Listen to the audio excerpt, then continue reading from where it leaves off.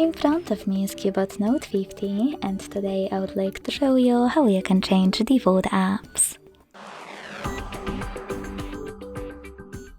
Begin by downloading your new defaults.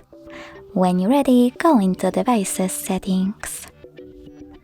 In them, select Apps, click on Default Apps, and tap on one of those sections that you wish to manage. In my case, Browser app.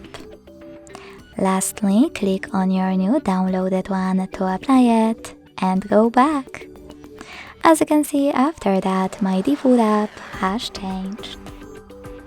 Thanks so much for watching. If you enjoyed this video, leave a like, comment and subscribe. Bye!